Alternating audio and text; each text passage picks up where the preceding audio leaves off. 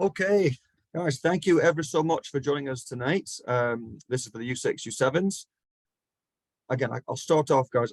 I can't thank you enough for stepping up to volunteer and coach, because without you guys, there's no club, there's no kids for anywhere to play. So again, thank you. And I do plan this won't take too long, I don't think. Maybe it should be less than an hour, but any questions are always welcome.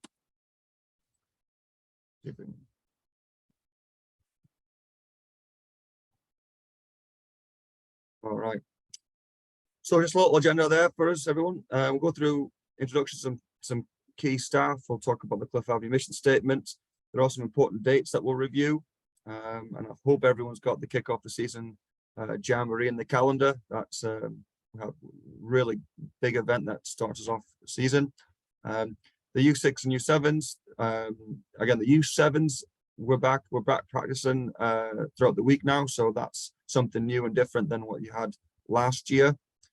And of course, we'll go through a few things that the club has available for all you volunteers to make sure that you have as much as you need to have a successful season and an enjoyable one at that. Right, so some key personnel that they're on the call. It's myself. I'm Kevin Julian. I'm the technical director at Cliff Avenue. I've been at the club for 12 years now, and I can't speak highly enough about the people that I've had the pleasure and privilege to work with, be it the board, be it volunteers that I'm lucky enough to talk to every week. Yeah, so I've had play professional for a little bit, but really when I realized I wasn't going to make it proper, started to invest in time and energy into becoming the best coach I can possibly be. So yeah, that's how I ended up at UBC doing some more studies, and was very fortunate to work with the late great Tony Waiters, who spent a lot of time at Cliff Avenue. Yeah, and then so again, open door policy. Love to hear from all the coaches at the club in anything, whether it's positive feedback or negative feedback or any comments or concerns. Just let us know so that we can make this club run as smoothly as possible, so that everyone's experience, from the players, the parents, and yourselves, as best as possible.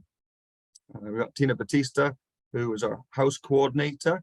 So certainly age group coordinators, you'll be in contact with Tina, because she looks after at the club U6 to U10s. Everything U6 to U10 is done in-house. So we don't necessarily play other clubs, because Cliff Avenue, being the size that it is, we're at around 2,000 players, that we're able to organize and play amongst ourselves, which is a real big attribute, because you stay local, but also that we're able to work together and develop the players in an age group together.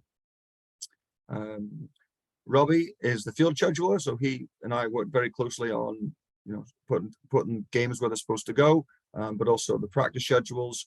But more so for the divisionals, things get a little bit more complicated, U11 to U18. But again, Robbie plays a crucial role at the club, and he is also our referee coordinator, so wears a few hats. We've got Mike as our equip manager, and he does a wonderful job of making sure that coaches have what they need. And certainly, if you need something, don't hesitate to reach out to him. But of course, be mindful of that. We're fiscal responsible. We're not handing out equipment to people just if they're careless with it, right? So Cliff Avenue is one of the few clubs in the Lower Mainland that provide as much equipment to the coaches as we do. Like you'll get the cones, the bibs, the pug nets, first aid kits, and so of course if any of those items need replacing, by all means reach out to Mike. But again, coaches shouldn't be hoarding multiple sets of pug nets, because we do want to make sure we have enough to go around, right? We've got Nico on the line, who's the boys' head staff coach. He's been at the club for 5 years now, and does an outstanding job. He works more so with the U8s and older, but the U6 and U7s will certainly see him at the Jamboree. Kat Tomick's on the line. He's the girls' head staff coach. Used to play for Cliff Avenue, which is wonderful to see the full circle there. So she had a good playing career and played at a high level in BC and at college. So it's wonderful to have her, and the girls of all ages really take a shine to her because she's a wonderful person. Sophia's been at the club for a very long time. Again, someone that's played at the club in the past, from U6 to U18, and also does a great job with the younger kids and works closely with the parents at those age groups. And of course, we've got Jean, who's also been at the club for a very long time, a teacher by trade. Nothing but positive feedback from him, from anyone that's lucky enough to cross paths with him.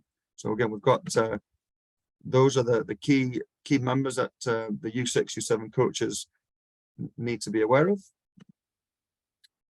And again, I'm just repeating myself here, but it can't be said enough that again, it's just a big thank you to everyone on this call here, because it does, you are putting your time into the community. And of course, we're a community club, and without people like yourselves, that we wouldn't be able to operate. The kids literally would not have a place to play. So it is unfortunate that in some age groups we actually have to turn away kids because we don't have enough people that are willing to help. And it's just, again, just speaks volumes for everyone on this call here that are willing to take the time to work with the kids and make sure that they've got a positive experience, because we all know that sport, it develops a lot of life skills in addition to, healthy bodies and healthy minds. So again, thank you very much, everyone, because without you, there's nowhere for the kids to play. Age group coordinators for these age groups. Again, coaches at the U6, you'll have been in contact with Kat. And then if you notice there, we've got Tina at U7 girls and the U6 and U7 boys. Okay, and so Tina, as I mentioned earlier, her role at the club is the house coordinator. So she looks after U6 to U10. But what we really need, and if anyone on this call is interested in being age group coordinator, we certainly would appreciate that. But in the same breath, everyone, you are all doing a lot of work already, as for being coaches. But if you have a parent on your team that, they seem organized, they're good communicators, and they want to give back a little bit more, because again, some people's, they don't specialize in maybe running soccer practices, but they're certainly good at organizing and replying to emails. And that's what an age group coordinator does, right? So we do need some age group coordinators in those age groups. So if you know anyone, please have them contact myself so we can get that taken care of. Because again, Tina does an absolute, she does a lot for the club, but we certainly need some more help where we can get it. And I usually do read this line out to everyone just at the beginning of all coaches meetings, just so everyone's really familiar for what we're about. All right, and Cliff Avenue United FC is a youth soccer club for boys and girls of all abilities. We strive to create an atmosphere of fun, equality, fairness, and fair play. We will endeavour to make our youth appreciate the game of soccer and teach them life skills such as teamwork, commitment, dedication, personal achievement, and physical fitness. We will foster an atmosphere of development for all players, coaches, referees, and administrators, so they may achieve the highest potential based on their own skill and desire. And I don't know if anyone's aware of this, but there are no World Cup medals for U6 or U7. That's not going to define a successful season by any means. The coaches that get the biggest congratulations, certainly from myself, are the ones that have all the kids coming back the next year. If you can get kids to come back every season, then you are doing something right. They're not going to come back if they're not having fun, if they don't feel a part of something. So for you that are U7s, and there are some of the coaches that have got everyone to come back, which is, again, it's a testament to how you've carried yourself last season, and that I think that should be everyone's goal, is just to have every kid come back again. Okay, and certainly another small goal is obviously you want to try to get a couple more parents to help out. Many hands make for light work. So if you've got a parent on your team that's always around, is always keen, but they haven't done the process of getting the CRC, or haven't done the coaches certifications yet, then that's someone that we want you to, keep on encouraging to join the club, and be a part of something bigger. And again, Cliff Avenue, again, like it's a historic club. We've been around since 1956. There's probably a few people on this call that have played for the club. Excuse me. And the standards that the club meets are recognized provincially and nationally. Okay, so we have to prove to BC Soccer, and we've got to prove to the Canadian Soccer Association that we are the highest standards in governance, administration, and technical areas. Okay, so it's part of the reason, dare I say, that we're so successful in running such a large club. Not only we're the largest soccer club in Burnaby, but we're by some distance we're the largest sports club in Burnaby. And again, that's wouldn't not be possible without everyone on this call here. But of course, when we are asking coaches to, you have to get your criminal records checked. You have to be certified within whatever age group you're working with. Those are the standards that we adhere to make sure that we are one of the leading clubs, not just in the province, but in the country. So these are some very important dates. You can write them down, but they'll also be sent out in an email.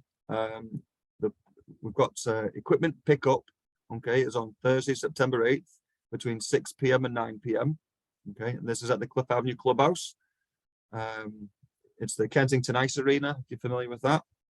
6159 Curtis Street. And then I'll tell everyone right now on this call, but again, an email will be sent out to all of our membership, is that again, it's a supply chain issue. We did everything right. Adidas Canada did everything right, but the factories abroad, unfortunately, they've not been able to deliver on a lot of orders in the Lower Mainland. So we will not be getting our full uniforms for the start of the season. But what they have been able to do is that they've been able to provide us with an Under Armour logoed jersey until our Adidas one arrives. So that's what you'll be picking up on the 8th. So on the 8th, for you sixes, you get your balls, your bibs, your cones, your jerseys, your socks, your shorts. For you 7 coaches, if you don't need more cones and more pinnies, then please don't pick additional up, because again, we do want to make sure that everyone gets some. I mean, by all means, if you need some new ones, you need some new ones, but just be mindful that it's a large club, 2,000 players, 150 teams, that we have to make sure there's enough to go around for everyone.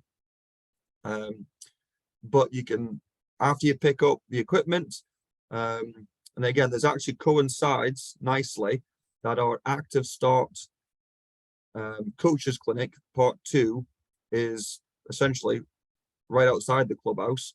And so coaches that are doing their active start part 2 clinic, you'll finish the clinic and you'll go pick up your equipment right there and then. All right, so you don't have to make 2 trips with that organized. So that's up September 8th. And then on September 10th, the Saturday, that's the kick-off the season Jamboree at Confederation Park. You'll have received, numerous emails about save the dates. What we need you to do is we really need you to reach out to your players in advance to let your players know where at Confederation Park you would like to meet before your kickoff time, and that way you can hand out the gear and then be ready to play. And again, it's the kickoff the season Jamboree. It's an inter squad. So if I was team 1, I have my 12 kids. I say let's meet at the lacrosse box at this particular time. I'll hand out the socks, the shorts, the shirts to the kids, and then we'll make our way to the field. We'll just play amongst ourselves. and then that's the jamboree.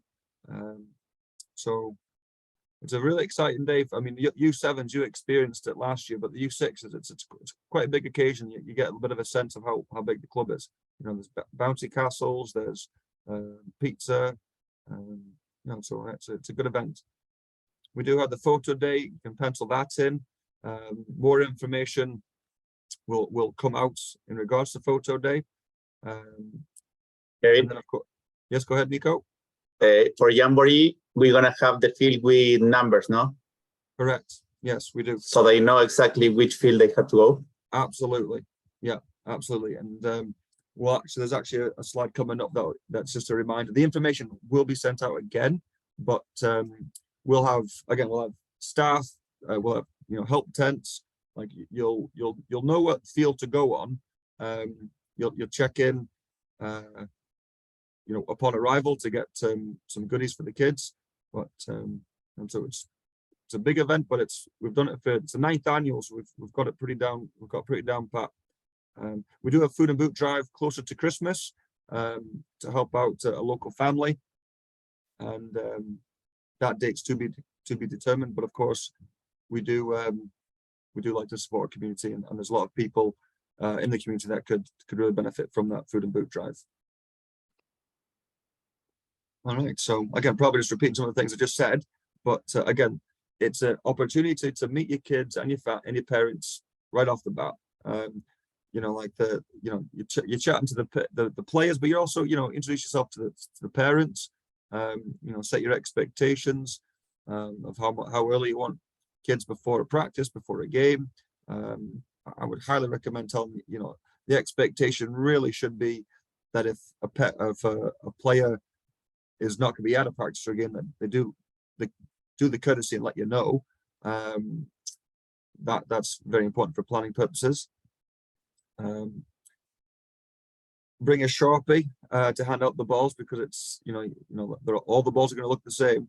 So it's a good practice to, you know, put a kid's name on it, maybe the age group and the team number, and the kids, you know, yeah, inevitably the kids should be responsible to find, you know, keep track of the balls. But again, it's a bit trickier when there's no name on it as well. As I mentioned previously, like, you know, there's a team representative checks in at the tent upon arrival, just so you can get a few goodies to hand out at the end of the jamboree. And this is something that we haven't done before, but we're going to have a coach's photo, a team photo of the coaches at the jamboree. And why this is important, everyone, is because, well, you know, your age group is one team. Like you know, coaches. Like if I'm team 1 and Nico is team 2, and we're coaches on different teams, we're still colleagues. Like we're working together with each other to develop that age group. Like I'm not in competition with Nico. We're a part of the same club. Like we're working together to make sure that every kid in the age group has a good experience, a positive experience, so they all come back. There's no fun, like if I'm getting smashed 10-0 by Nico, that's no fun for anybody. Then it's not helping in the other team's players' development either. Okay, games need to be, for them to be meaningful, they need to be competitive, they need to be close. All right, so that's again part of the reason why, you know, the team photo for the coaches we've never done before, but I want to again just to highlight that we're working together as a group for the benefit of every kid in the age group, not just maybe the 10 kids that, you know, you work with directly on a regular basis, but you're actually working for the 120 or the 60 kids in the age group, whatever it may be. So there's the time slots. And as Nico said, your team number is your field number. So if I was, you know, U6 boys, team number 6, I would go to field number 6. Okay. So you know, there's the minis. Those are the fields that are closer to Confederation Park Elementary School. And then obviously the oval is the you know, in the running track at Confederation Park. We'll have tents and information desks set up as well, but knows your times and locations, but we'll send out the information again. But again, it's important that you reach out to your players to let them know where you're meeting in advance, so you can hand out the uniforms. For the U6s specifically, I've sent out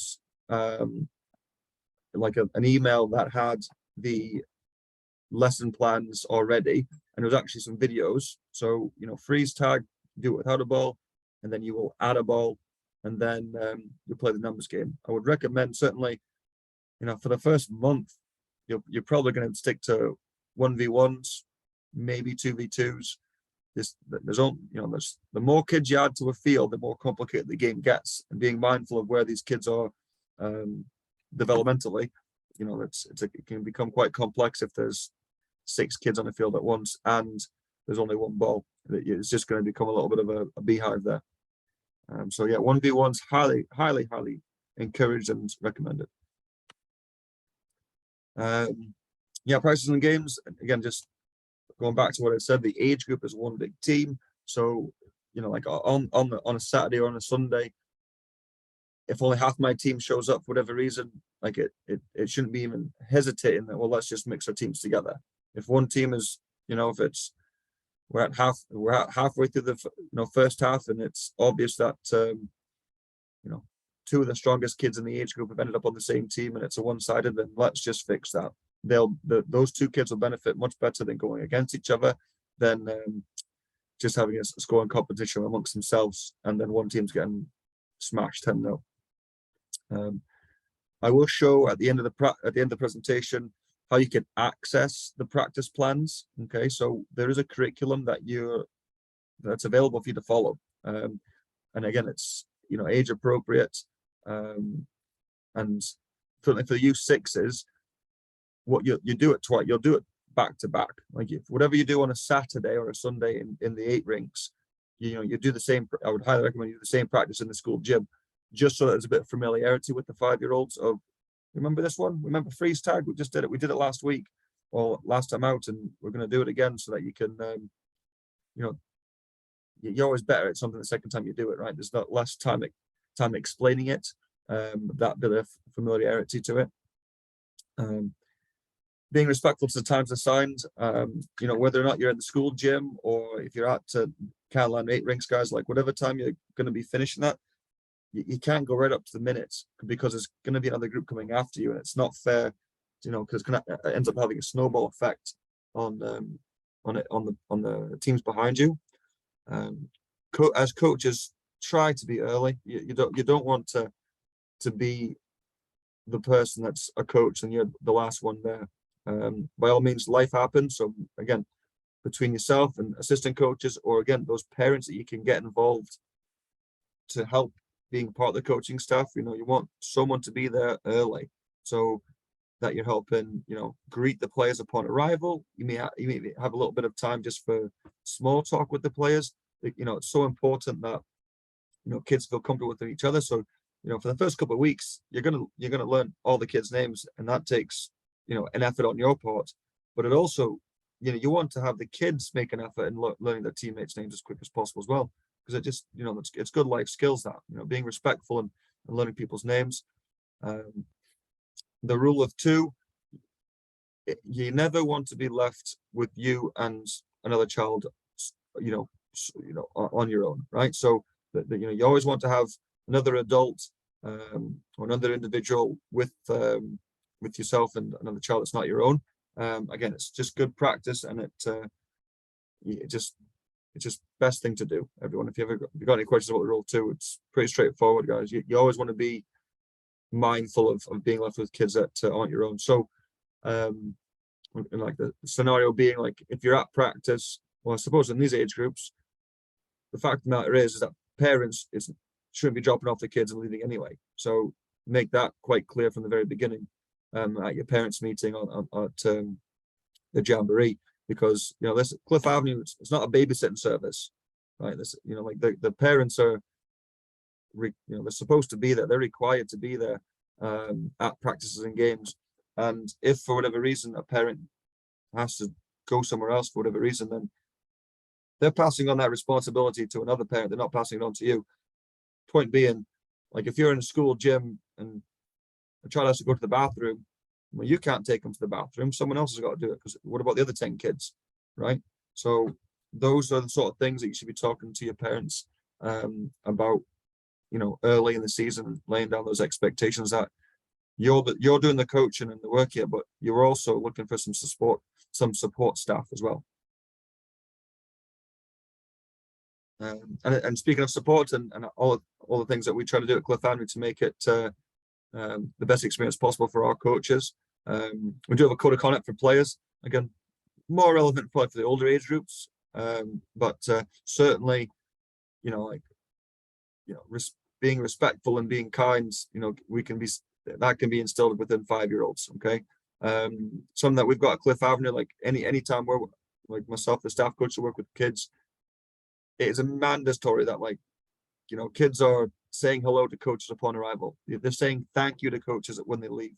Okay, so that's something that we'll go around as staff to make sure that those kids are doing it to their volunteers. But again, they need to be respectful to their coaches, and saying hello upon arrival is easy. Saying thank you when they leave is easy. The listing, of course, being mindful of their ages, you're going to have varying degrees of kids that can listen at this age, but keeping kids busy and engaged will certainly help on that front. Code of conduct for parents, parents have got expectations that they need to follow through on, so that they're being respectful, and not just to you as coaches, but also to other parents and to the club in general. So if anything is of a concern, you let us know. And again, it's of a club of 2,000 players, there are very rare occasions where there are issues. But again, these code of conducts are in place to make sure that it's the best experience possible for everybody. And again, the code of conduct for coaches, it will not surprise you that when you're working with young kids, you're not treating them like young adults. They're kids. You've got to be respectful to them, and you've got to speak their language. You've got to, something as basic as you're not using foul language around children. Just don't do it, because we'll hear about it, and then you'll be hearing from someone at the club. Again, online resources. Again, we want to make your role at the club as easy and as stress-free as possible. We don't want you to have to spend hours and hours designing lesson plans of what we're going to do this week for practice. Like, we've got the information available for you. It's put together with we're sports scientists by trade as far as staff is concerned. We've done the research, we've followed the research on what's available for kids at this age group, and so you don't have to go searching the internet. You can use the resources and make it easy for yourself. We'll send out a tip sheet to start a good season. Some things as simple as double knotting kids' shoes. Like, parents, double knot your kids' shoes. You don't need to be spending too much time tying kids' shoelaces up when parents should be doing that. But again, there's a page worth of little tips that can be sent out on that front. Staff support, guys, we are here for you. So if there was ever an instance where you want us to come out to your session, please just contact me and we will get a staff coach out. We do staff coach visits, not so much unannounced. We'll reach out to you in advance and let you know we're coming. But of course, don't wait for that. Don't wait for us to reach out to you saying that we're going to come work with you and the players. If there's something that you needed help with, or just reach out to us directly and we'll make arrangements to get to you as soon as possible. We talked about the equipment, and then of course we usually have a really great turnout in late February, early March for the coach appreciation night. It's always great to see how many coaches, how many volunteers at the club make this club tick. And then again, that's something where we can all have a bit of a social at the end of the season and celebrate a successful season. And again, not too many clubs do these sort of things for their coaches. So U6 boys and girls, boys are on Saturdays, girls are on Sundays. Practice in school gyms. I know the information that went out late last night, but if you do have information about that, we can discuss it offline. I'll send out a PDF outlining what the field looks like if you haven't seen it before. U6s, and then U7s, it will be the same as last year. And we'll also put this on the website. I'll send out in advance, even though there's a photo coming up of it. So all equipment is on location. So what that means is you're going to get your equipment, and that is your equipment that you use at practices. Those cones, those bibs, the pug nets, right? You use those at your practices. We try to make life as easy as possible for you. Like, you do not have to lug all your cones, all your bibs, your pug nets to the game on a weekend. Okay, bring a ball so that you can have something to play with, but there's no need to lug all the equipment to a match day on a Saturday or a Sunday, because we've got some equipment on location. Lesson plans, again, we've got it all laid out for you. I will show you. I'm going to share my screen in a minute and show you how to access this information. But again, it's all there. And I've spoke already about the parents being in attendance. Just try to get an additional coaching staff member for next season. I mean, some people are a little bit intimidated, maybe putting their hand up at the beginning of the season, but they're keen to help. And I can only emphasize that, again, we have kids not playing this year because not enough people are helping. And again, that's obviously preaching to the choir here, but if you can get one or two more parents that are from your team to help, then we can get even more kids in the community doing something that's really beneficial for the long-term living, really. And again, U6s, U7s, like you'll see a staff member on location every week, at least up until Thanksgiving, maybe beyond. So again, you shouldn't ever feel like, what do I do? There'll be someone there to direct and support even on location. Yeah, U7 practices not too different than the U6s. You're at school gyms, you've got lesson plans. Mentioned being mindful of the time, and again, just recruit more volunteers if you can. So the U7s, they play 3v3. I'll backtrack there. I suppose the U6s, you're doing lesson plans. Okay, you're not really having a formal game. You'll play 1v1s, 2v2s, 3v3s, but you're not arriving and playing a game the full time. You're doing your lesson plan that's provided. But at U7, you'll do your lesson plan during the week, and then when you arrive on the weekend, you play 3v3. So we do have a retreat line, and what that means is that when one team has a goal kick, the other team backs up, and they back up all the way to their own goal. And the reason why we do this is because kids are still learning how to pass and control the ball. It's almost a disadvantage to have possession right in front of your goal, because the other team could just kick it right in. So we do a retreat line, and again, physical literacy is massive in these age groups. So as a coach, when they're running back to their goal for the retreat, have them do different movements, whether it's skipping, running backwards, whatever you like. But an opportunity for them just to work on their physical dynamic movements. So what the 2-pass rule is that, like, you've got 3 kids, you've got a triangle, everyone touches the ball, and that starts the game. And that's when the kids from the opposite ends would then try to score a goal. Equal playing time per game as best you can. Again, you're worried about managing a game. Maybe you've got a parent helper keeping track of subs. Like if you've got 1 or 2 kids that are sat off, you don't want to forget about them. So so it's always nice to have extra help on that front. You will have to remind the 5 and 6-year-olds that there's no goalkeepers, because some people just like to stand in front of the goal. The goals aren't that big, so we just encourage kids to push up when their team has the ball. If they're attacking, they should all be pushed up as the play gets close to the goal. Again, we want kids to go engage in that ball, not just block the goal with lots of bodies. But again, you will be really surprised how quickly kids develop in these ages, as long as the rules are consistent. Where the confusion is, and where the consistent, if it's not consistent, that's where things kind of get, things don't progress as well as they should.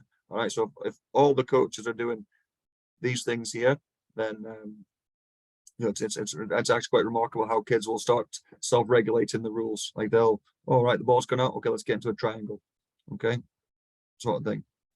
But if you're not doing it consistently and everyone's not doing it, then it takes longer to do. And you don't want to have to be doing this come U8 when it's raining outside. You want the kids to be well versed in the simple things here, what a goal kick is and what's out of bounds. So there's a photo of what it'll look like. There's a mesh that divides the large green turf into thirds, and in each third we make 2 fields. Okay, so the game should always stop if it's hitting the net. For example, like the kids can get tangled up in nets. It's freak accidents that causing injuries, but it can happen that tangle up a net and falls, and you got a hurt wrist or hurt ankle when it just if kids are reminded as soon as the ball hits the net, guys, it's stopped. And if everyone's doing it, they will start to self-regulate. The back glass is a little bit more complicated because it rebounds, but again, if you're consistent, the kids all respond to that. Okay. Kevin? Yes, Nico? One thing. Oh, you've muted yourself. Sorry. Yeah. I remember some games they used to put parents around the field, like in the middle of the field, to divide both sides. Yes, yeah, and we'll try to do that as well. Yeah, absolutely. But to keep the ball rolling, like the game going. Running. Yes, yeah, that's right. So what Nico's referring to is, we don't stop the ball. We want the ball to be rolling and in play as much as possible. Like the game does stop for goal kicks, but we're not. If the ball hits the sides, it's nice to have barriers such as parents, or there's the natural barriers, the wall, that the ball just comes back in, and so that keeps the game flowing. So we're not, not stop, start. And again, if there's a kid on the team that just likes to boot it and it just goes out of bounds on a regular basis, they quickly learn that every time they do that, the game's stopping. So there's your coaching point of, take at least 2 touches, don't just take 1. Certainly I know that I've got my son in the U6 program this year. I'm really excited about it. And my son's one of those kids that ball comes, we just kicks it away, which is frustrating, but at the same time, it's not uncommon. So just working with kids and where they're at. But again, it's just about that consistency of, if it hits the net, it's stopped. But again, if we've got parents down the middle to help keep the ball in play and not disrupt the game next to it, even better.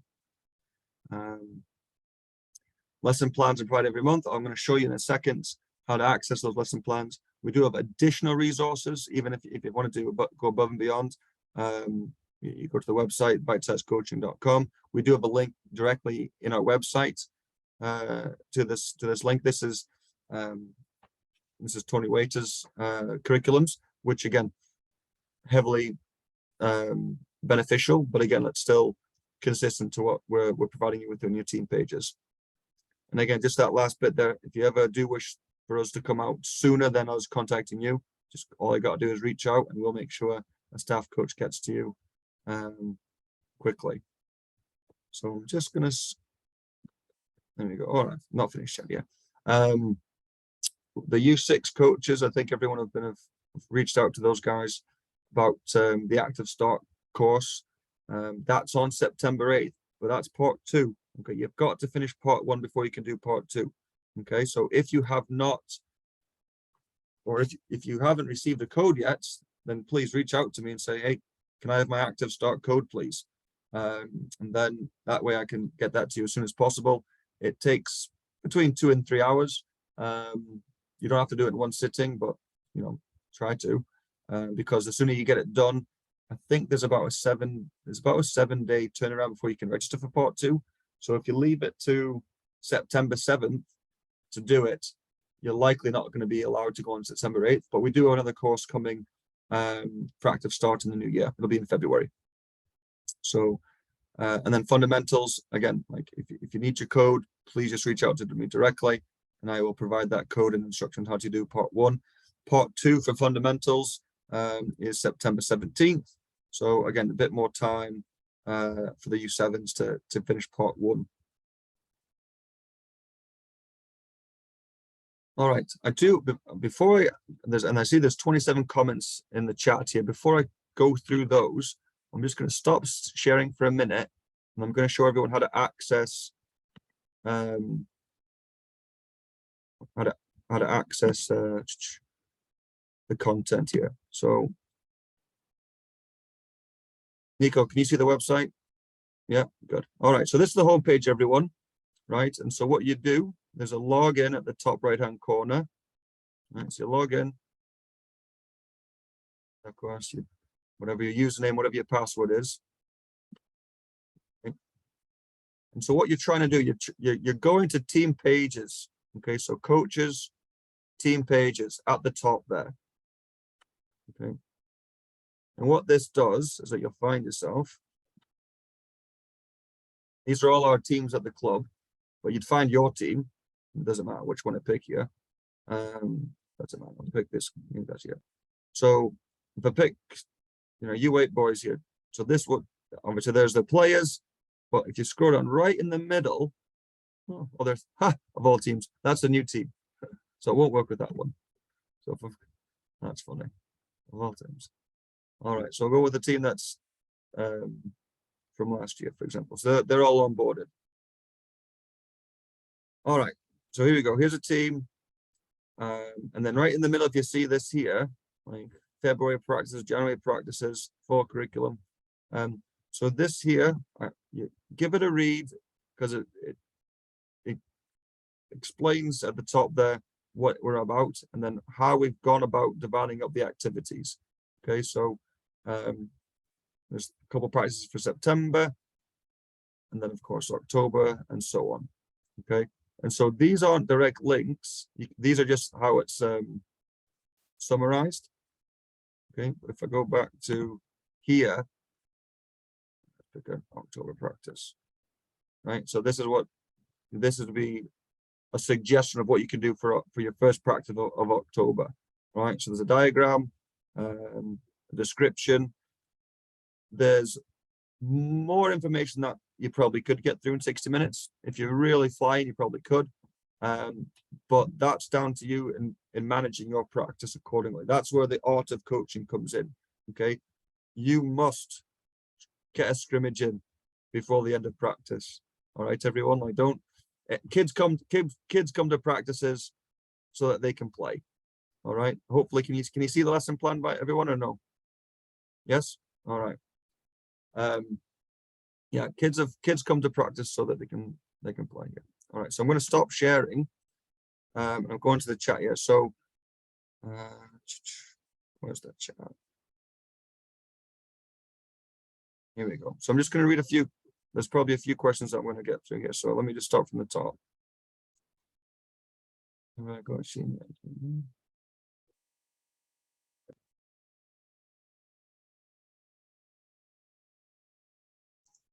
I kind of was answering some of them, so was Jean. Brilliant. Well, hey, that's teamwork making the dream work. That's brilliant. Yeah, coaching clinic is the same day, so that you can do the clinic and then pick up your equipment right after, same place.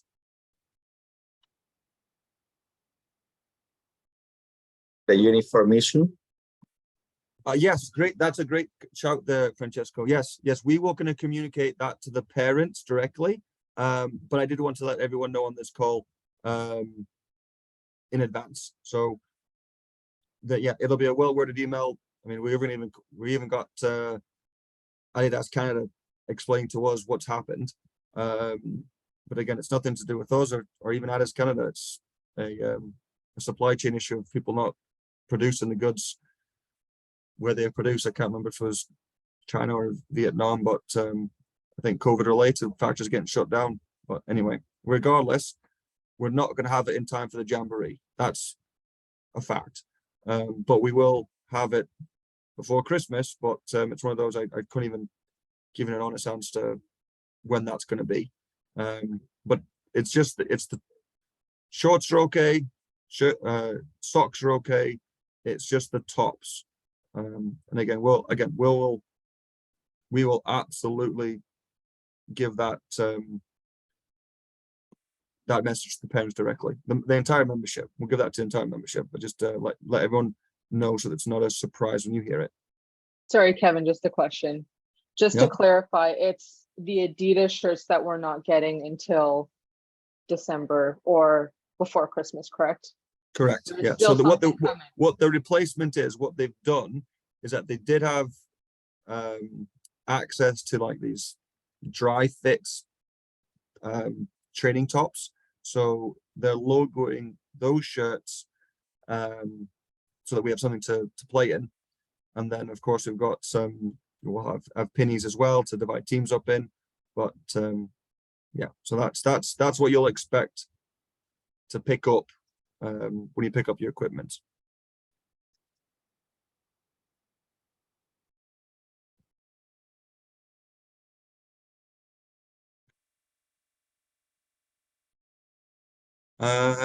Francisco, like that's I think probably a message that's probably directed at Tina. Team rosters for the U6 boys. I think maybe it went out late last night, maybe. No, not the rosters. I think it's a little farther down in the chain. Rosters are not being sent out via email. As a coach, where Kevin showed you how to access the coaches page, that's where your team rosters are housed. It lists all your players' names. There's their email addresses on there if you click on the player. So given the volume of people and all that we have in the club and the lack of help I have at the moment. Last year, we actually started doing it this way as well. You guys have access to it. They are built. Your players are already on your teams and all that. We try to balance them as much as possible, but you can grab the roster from there and you can send out emails to your parents. Team Snap accounts will be made available hopefully by the end of this weekend. The club does provide it for you guys, so you can do all your communication through that. And you don't have to worry about your email, doing it through any of the emails of your own platforms. You can do it all through the Team Snap. Sorry, but does that mean that right in the chat, someone had responded as well that you get access to that login and the website only when you finish the courses? So that means it will be till September 8th that you will have access to it if you're a new coach? No, as long as we've got your completed onboarding. So the courses are extra. The onboarding process Okay, would be sounds your good. CRC requests and all that. So they are coming in right now. And once they've come in and we've assigned you physically onto the team in their system and approved you as a coach, you'll get an email that says, here's your, I can't remember the exact wording of it, but it's like, here's your ID. Please go in, you set a password, and then you can access the page like what Kevin showed you just about 5 minutes ago, how you access it all. So if you are brand new to the club and you and your coaching partner do not have access because both of you are new, and that does happen in the U6 group, let me know and I will screenshot the roster for you. And I'll give it to you. That way you have your team and you can start that initial communication to them. Is that good, Mauricio? I think so. Yeah, so yeah, it is a little bit chilly in 8 Rink, so I'd definitely let them know. They'll soon know after the first experience what they need to dress in. Yeah, probably an extra t-shirt or maybe even a long sleeve shirt underneath the top.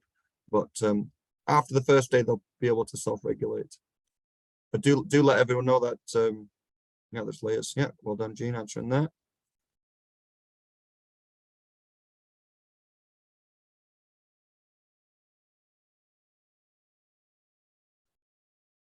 Kevin, can I ask a question verbally? Yeah. So you said Go the ahead. U6 girls are on Sundays. Yes. Are they similar to the boys where they can be playing anywhere between 9 to 4, or is there a more condensed No, schedule? it's just one time slot. U7 girls are 9 a.m. to 10 a.m. and then U6 girls are 10 a.m. to 11 a.m. Yeah, so it's just one block, one hour block. Okay.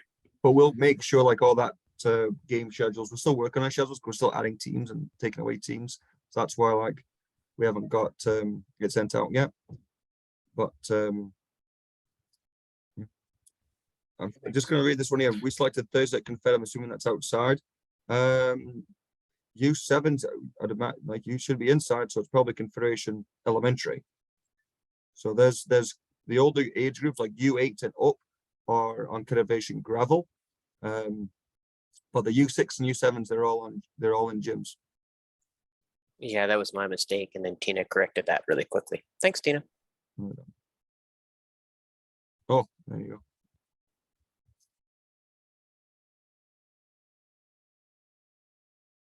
Thank you, Tina, for getting some of these questions here.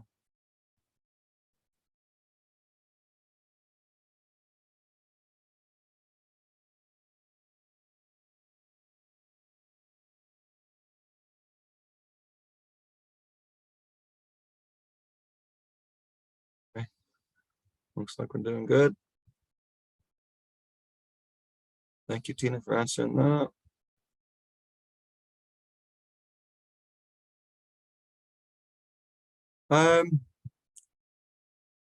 You know what? Sorry, guys, that's terrible sound. I would only be mindful, Ben, is if everyone on your team had an old shirt, I think it'd probably be fine. But the problem is, if you have one kid that doesn't have a shirt, you know what I mean? So it wouldn't be a bit, wouldn't be as inclusive as we'd like. So, I mean, if everyone has a shirt, you can recommend that they bring both. But again, I'd be mindful of you would never want to make an honest mistake of having someone on the outside looking in. That's my only comment on that.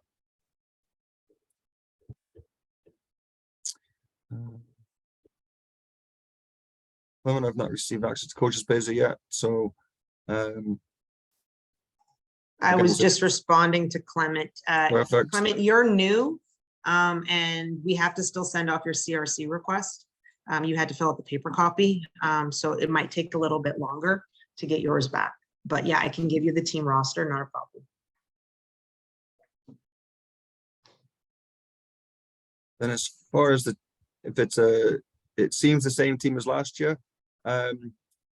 Yvonne, if you coach on the girls' side, it's very possible. There's not too much movement on the girls' side as far as making new teams. On the boys' side, there does tend to be a bit more movement just because we've got so many more kids. But I would imagine everything is in order on that front.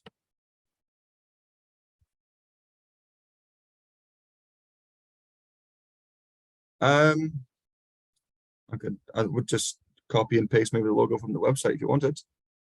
We don't have one we don't have one to distribute, Mike, in regards to an email signature from the club.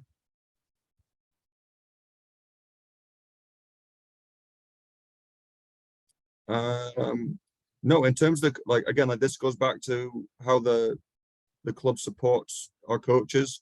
Cliff Avenue will pay for all your coach education. It picks up the cost for the online course and part 2 that's on the field. So don't have to worry about forking out additional fees to pay for anything on that front. That's the bottom of the chat. If I scroll through a question that you have, or you had and never answered it, or hasn't been answered, by all means, please ask me.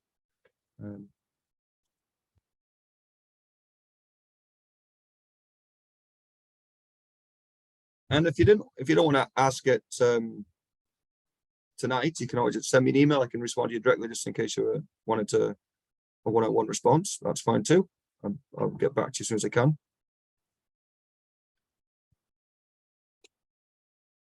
But I'll give it another couple of minutes, maybe. And if you have a question, otherwise we'll finish her up. Thanks, Kevin, for a very informative meet and greet. Well, thanks, Martin. And again, really looking forward to seeing everyone at the Jamboree. And of course, like, again, like this has never been done before at the club. So once your time slot finishes at the Jamboree, you know, we'll get everyone together to have a team photo of all the coaches for a year, because I think that'll be a pretty powerful image that you can see that who your colleagues are. And again, you guys are part of history. Like the club is a historic club. Like you know, closing in on 70 years now, and you guys are all contribute to the community, and you have a big impact on a lot of young kids' lives there. So again, thank you very much. And again, we're always available if you need to reach out to myself, Nico, Kat, or Jean, or Tina. Yeah, we're always available to be contacted. All right, everyone. Well, thanks very much, guys, and we'll see you on the 10th. Awesome. Bye, you guys. Thank you. Thanks, bye. Thank you. Thanks, everyone. And the 8th for that coaching certification. That's right.